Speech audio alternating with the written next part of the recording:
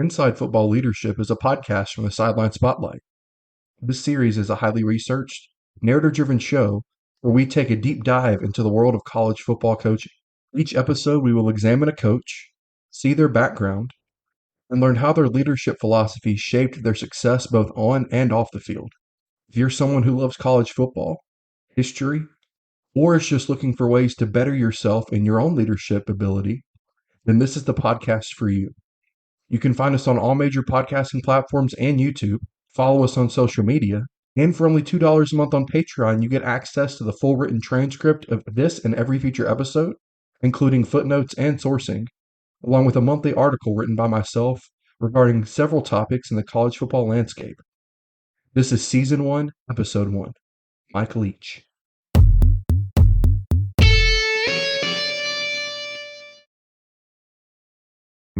Perhaps no coach embodies the word enigma as well as Mike Leach.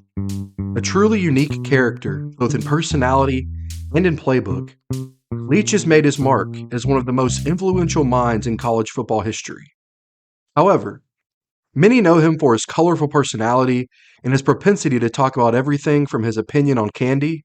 I completely hate candy corn. When I was a kid, gummy bears, let's see. Gummy bears for sure. Sour or regular? The Haribo. It's got to be the Haribo ones. And then the other thing I like is when they used to have the sprees in a box. Outstanding. You have to go to the dollar store to find it, but I do. To equating bad football technique to the disproportionately small hands of the Tyrannosaurus Rex dinosaur. Genuinely fearful that on our team, if me and the other coaches don't get them right, that about a generation from now, their kids and their grandkids won't have hands, because, from a lack of use, those hands just disappear. And maybe it'll be like this, like those dinosaur hands like this are, you see. And you got like a Tyrannosaurus Rex who's clearly good at eating things, big old jaws and all that stuff, fairly athletic, can run. Well, his hands are like this. To his over 10-minute press conference breakdown of the student loan situation in America. It wasn't until my second year as head coach at Texas Tech, that I got my student loans paid for. So needless to say, this is what I spend a week. Would I spend a week in jail to get rid of my student loans? I would have spent 3 months in jail to get rid of my student loans, and I would have done it happily. While these are certainly entertaining, only remembering Mike Leach for this aspect of his personality does not capture the complete view of an immensely successful coach. While Leach definitely had a personality that made him unique among his peers, one trait he commonly shared with the great head coaches is that he was an extremely effective leader. For those looking to improve their own leadership abilities, Leach's unique style has many takeaways for us today. Mike Leach was always a traveler. Born in California, his family eventually settled in the small western town of Cody, Wyoming. Leach credits this frequent school changing as a main reason for his famous ability to make conversation to nearly anyone about nearly anything. Leach also showed his aptitude for coaching as early as his teenage years. 15 years old, he started to help his dad out as an assistant Little League baseball coach. At 17, he was the head coach of that baseball team. Even as a teenager, however, his coaching methods were a little unorthodox. My friend Mike Clayton, who played baseball at BYU, told me about doing this ghost infield once, and thinking about it, I figured there was no sense in showing how bad we were during warm-ups. Plus, I wanted to get our kids really pumped up to play. I would stand up there with the bat and toss the invisible in the air, glance at it, then swat at the ball like I was hitting a grounder to third. The kid playing third base would uncoil from his stance, take a few quick steps to his left, scrunch down like he was fielding the ball, then pop up and throw it over to first. And so he went around the whole infield like that, faking it. And then the team really got into it. Instead of them making the routine plays, they're making all these super baseball highlight plays. They're going deep into the hole and diving for balls and laying out. Everybody on the team, in the dugout, even in the stands, loved it. Leach, who grew up in the Church of Jesus Christ of Latter-day Saints, also known as the Mormon Church or the LDS Church, Attended college at the most popular LDS institution in the United States, Brigham Young University. BYU has a reputation for overperforming in college athletics, especially in football. The 1984 BYU Cougars football team holds the distinction for being the last non-power conference team to win the NCAA national championship. Coach Lavelle Edwards' team was known for an innovative West Coast offensive system and a lethal passing attack, led by quarterback Robbie Bosco, who led the nation in passing yards that year. While Leach had graduated from the university a year earlier, BYU's style of attacking through the air had a lasting effect on him. Leach, while discussing his time building the air raid offense with legendary coach Hal Mumme, said, "We tweaked a lot of BYU plays where we'd change a receiver's route on a given play because we believed it would be more effective." Hal Mumme and Mike Leach's head coach and offensive coordinator partnership lasted 10 years over 3 different schools, competing at 3 different levels of college football. As significant as the names of Mumme and Leach now are, and as influential as the air raid philosophy is, the origins of the system are far from glamorous. Mike Leach was not a decorated collegiate player who transitioned into a high-level graduate assistant job and then became a hot, young offensive coordinator at an FBS-level school. In fact, while many coaches were pursuing that GA or quality control job, Mike Leach was concerned with passing the bar exam. After graduating from BYU, Leach went to law school and graduated with a JD, or a Juris Doctor, from the Pepperdine School of Law. Once Leach decided that coaching was his passion, he wanted to try to be a college football coach. Knowing he'd have a law degree to fall back on in case things went bad, he went and got another postgraduate degree, this time in sports science from the United States Sports Academy in Daphne, Alabama.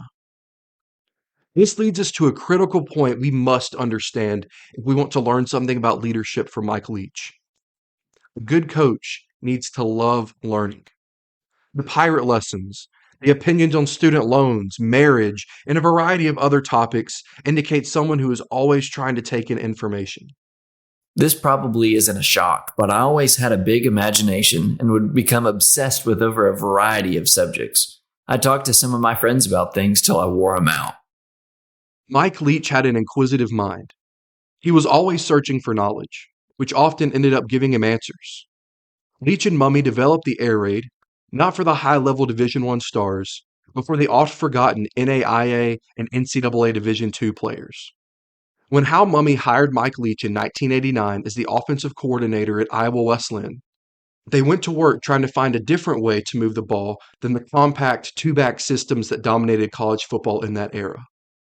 Sure, an I formation and a well-executed veer play were great for powerhouses like Oklahoma, who had large athletic linemen, along with quick and powerful backs. But what about the schools who were filled with non-scholarship players and oft outmatched athletes? Another thing Leach, along with other influential coaches in the spread and air raid offensive families were contemplating, was the fact that most of the run-heavy offenses only used a small portion of the available field space. A movement was emerging across the country.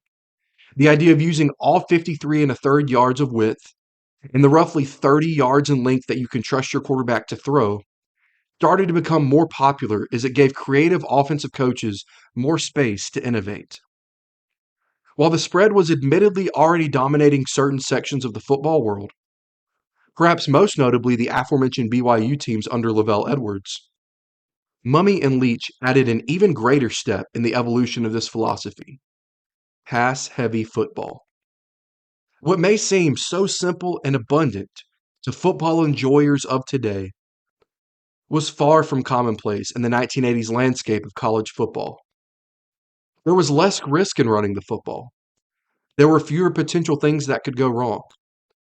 Football itself came out of the rugby scrum mindset of having over a dozen huge men locked together only a few feet from each other, with the offense pushing one way and the defense pushing another.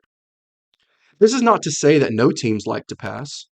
Obviously, the quarterback had always been the star of the team. From the post-war days of Otto Graham to Joe Namath, and during this era, the now legendary names of Elway and Marino, The special quarterbacks were always going to be a huge threat in the air. But more than today, those pass-happy offenses were the exception, not the rule. Besides, are we really supposed to believe that the next Dan Marino was going to come out of Iowa Wesleyan? Admittedly, the next Dan Marino did not come out of Mummy and Leach's time at Iowa Wesleyan, but the next evolution of offensive philosophy did. Hal Mummy took over an Iowa Wesleyan team that had finished 0-10 in 1988. In Mummy's first year, he guided the Tigers to a 7-4 record. What I believe is even the more impressive stat is that Iowa Wesleyan's offense went from scoring only 76 points in 1988 to a much more potent 405 in 1989. The Tigers followed this up with a 7-4 record in 1990. Modern football changed on August 31st, 1991 at Iowa Wesleyan. It was the beginning of the full-on air raid. Mike Kleiland of the Des Moines Register wrote, Mummy and Leach had tinkered with their vision, and they were ready to fully unleash their unorthodox offensive concepts via unorthodox game structuring, mainly the primary use of the no-huddle. Again, while many teams do not huddle today, this was still during the time where conventional wisdom said that offenses needed to hold on to the ball as long as possible to prevent the other team from possessing it. The Iowa Wesleyan Tigers began to pioneer the track meet style of offensive football that has become familiar on our TV screens today. The 1991 pass-heavy, no-huddling Iowa Wesleyan team went 10-2 with 435 points scored. 1991 was Mummy and Leach's last year in Mount Pleasant. For 1992, both went to take on a new challenge at a higher level, NCAA Division II, and a different culture. A southern town known as Titletown, USA, Valdosta, Georgia. Valdosta, Georgia bleeds football.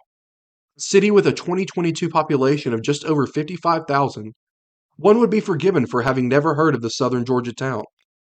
And it might surprise you that the Valdosta Wildcats are the winningest team in the history of American high school football. However, the local college team, the Valdosta State Blazers, had only been around since 1982. Even so, locals weren't convinced that this new NAIA offense could compete at the higher level.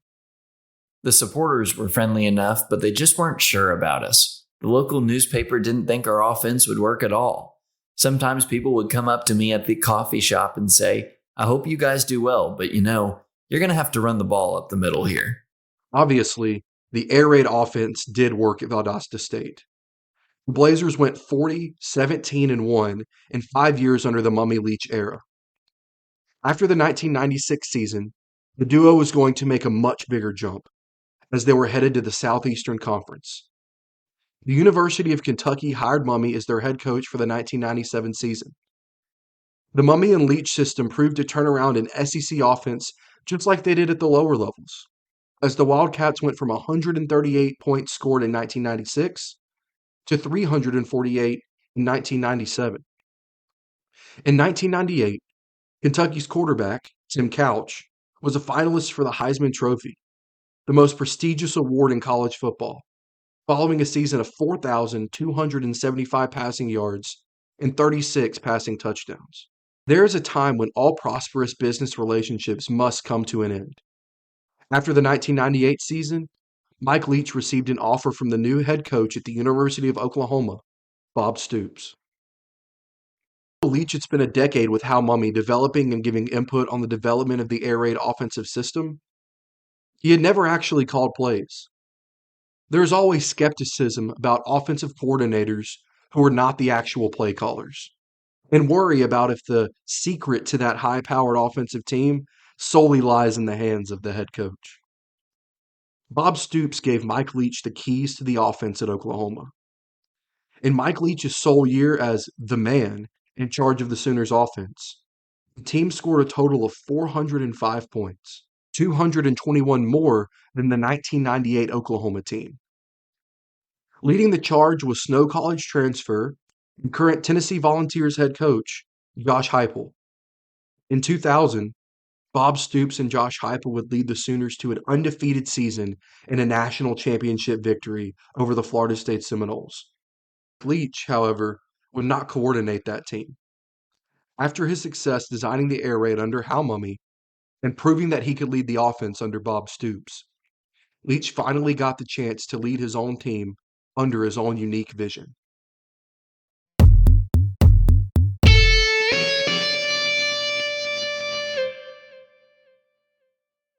Hey guys, Adam here.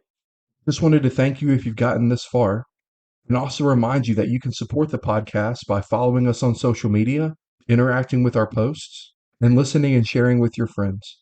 If you feel so inclined to help with the financial piece of this whole thing, then you can support me on Patreon, where for just $2 a month you get an entire written transcript of this and every other episode, including all footnotes and sourcing, along with a monthly article written by myself regarding the world of college football coaching.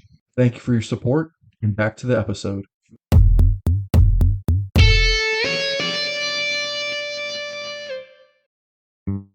It is often underappreciated by the average college football fan just how different the skill sets of a good coordinator and a good head coach are at high-level college football. There have been many brilliant coordinators at both the collegiate and NFL level that translate into successful head coaches. A coordinator is a football job. The head coach is the CEO job. Football teams are businesses, and the head coach must manage many different moving parts efficiently to be successful. This means a head coach must be more than just a great X's and O's strategist. Mike Leach had proved himself to be a great offensive mind with Hal Mumme, and he had proven at Oklahoma that he was able to install, teach, and call a high-level collegiate offense. But could he be the CEO of an entire football team? The Texas Tech Red Raiders, out of Lubbock, would give Leach that chance. Like Oklahoma, Texas Tech was a member of the Big 12 Conference. They did not have the reputation or the resources of a power like Oklahoma, but their previous head coach, Spike Dykes, had just retired as the winningest coach in school history after over a decade of leadership. Leach was going to need to show early success in order to stay in the good graces of Red Raider fans. One of the biggest tasks a leader of any type of organization will face is assembling a good team underneath them. Like all coaches, Mike Leach went to work assembling the best staff possible. The 2000 Texas Tech staff featured 5 future FBS head coaches: Art Briles, Dana Holgerson, Ruffin McNeil, Greg McMacken, and Sonny Dykes, who was the son of Spike Dykes. The man tapped with quarterbacking Mike Leach's first team is perhaps a more famous coach than any of the aforementioned assistants, that being sophomore Cliff Kingsbury, who went on to be the head coach of both Texas Tech and the NFL's Arizona Cardinals. Kingsbury entered 2000 with his first chance to start full-time. Leach's first year did not blow the 1999 Spike Dykes-led team out of the water, as they achieved just one more win and 50 more offensive points in 2000. But Leach and his staff kept building. By the time Kingsbury's senior season in 2002 came around, the air raid effect started to take full effect. The Red Raiders won 9 games in 2002, and Kingsbury had over 5,000 passing yards, 45 passing touchdowns, and a top 10 Heisman finish. These numbers would be the story of the Mike Leach Texas Tech era. 8 wins in 2003, 2004, 2006, and 2009, and 9 wins in 2005 and 2007. Leach's most successful season at Texas Tech, and perhaps the most successful season of his career, was 2008. The Red Raiders started number 12 in the nation, and by late October, they were undefeated and ranked number 7th in the country. The enigma Mike Leach and his unorthodox offense now were hosting both College Game Day and the number 1 team in the country, the historical powerhouse, the Texas Longhorns. This matchup was, in many ways, the colliding point for 2 different eras of college football. The Texas Longhorns are one of the biggest brands in college football. They were a team that dominated using those run-it-up-the-middle offenses Leach had spent his whole career fighting against. The Longhorns were led by legendary head coach Mack Brown and one of the most popular college football players that year, and a Heisman frontrunner, Colt McCoy. On this, The biggest of stages, the offense created in rural 1980s Iowa by two coaching underdogs shined on the national stage. The Red Raiders hung right with the Longhorns.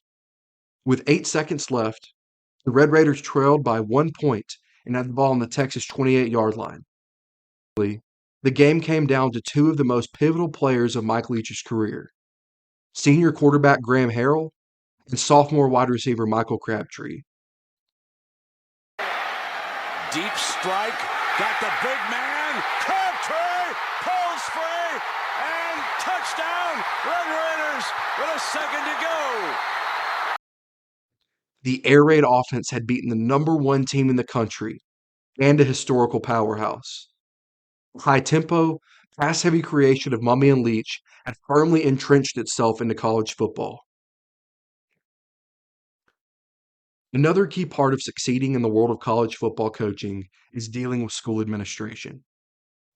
There has been much discussion over Mike Leach's exit at Texas Tech toward the end of the 2009 season.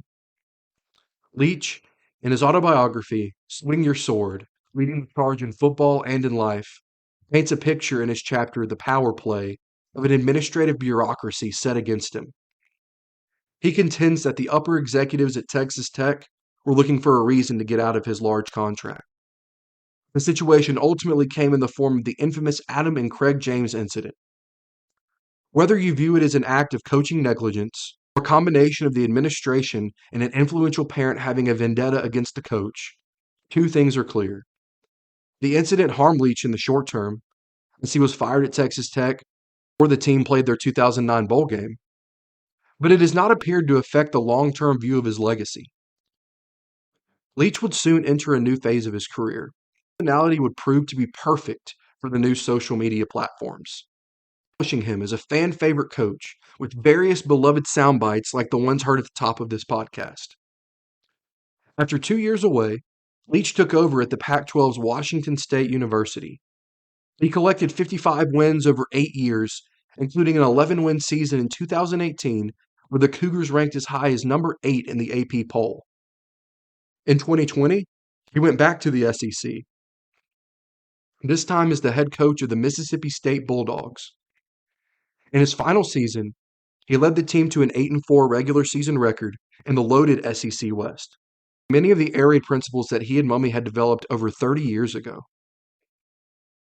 On December 11th, 2022, Mike Leach was admitted to the hospital after suffering a heart attack. He passed away 1 day later, December 12th, 2022. He was 61 years old. 21 days later, Mississippi State would defeat Illinois in the ReliaQuest Bowl. What can we learn from the story of Mike Leach that can help us become better leaders? One key thing we can learn from Mike Leach is to always be challenging the norm to push for the best outcome. Cultural norms in everything, from football to business to our personal lives. These have a proven record of success and are there for a good reason. However, it is a mistake to become complacent and assume that the way things have been done are the way that things should be done. A good leader always seeks to evaluate both the team and the scheme. Do we have the right people?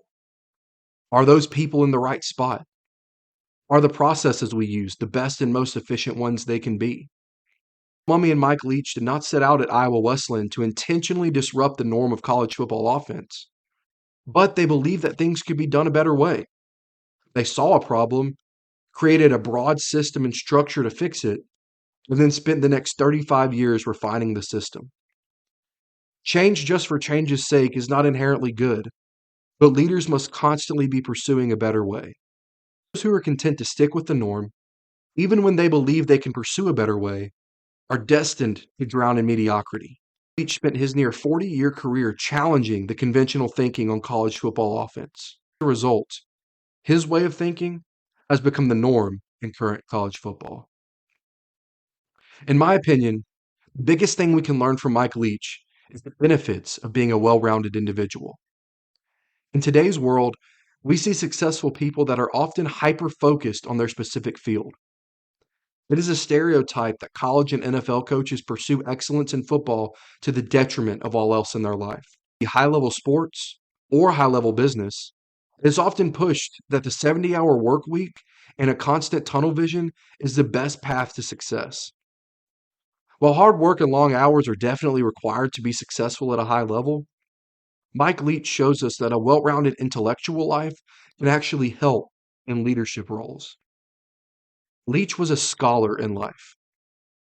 Along with his aforementioned law degree and his master's degree in sports science, he also was a published author, and not just of an autobiography or of a football-related book.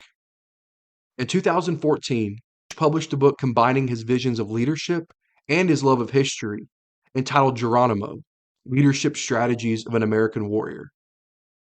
He also co-taught a seminar at Washington State University entitled Insurgent Warfare in Football Strategies. Perhaps the most famous thing associated with Mike Leach, besides the air raid offense, is his love of pirates. His aforementioned autobiography, Swing Your Sword, is an allusion to the motto that became associated with him during his time at Texas Tech. I've read about 20 books on pirates. I swung this long sword through the air in front of them. Your body is a sword. Are you going to swing your sword aggressively but really out of control like you're out there playing street ball? I said as I began to haphazardly flail the sword around. If you're frantic, without being clear-minded, you put yourself into a vulnerable position. Are you going to duck your head and swing it timidly? Or are you going to have great technique and swing it without any hesitation? We were pirates, and the next time we went into battle, our swords would be ready. Swing your sword became a battle cry for us. We won our next 2 games. I know the pirate speech was unconventional, but you can't be insecure or let fear rule your life. You have to do what's in your heart. Using an illustration to motivate your team is one of the most common leadership tactics. The most effective version of this is using an anecdote that is personal to you. Any leader can search for inspirational stories to recite from the internet, but inauthenticity is ineffective as a leader. Mike Leach had a strong desire to learn more, and not just about football schemes, but about the human existence. Good leaders connect with people. Leach's top priority was connection. He genuinely cared and wanted to invest in people. In order to connect with others effectively, you have to do more than to spend all of your time solely focusing on your work life. Mike Leach was able to lead his players well in part because he was invested to learn more about the world, to seek out ways to relate to those around him, and he was unapologetically authentic. In the next episode of Inside Football Leadership, we rejoin the modern day and dive into the Big Ten Conference to cover a coach whose unique leadership, motivation, and vision have caused him to be one of the most polarizing coaches in modern college football, Minnesota's P.J. Fleck.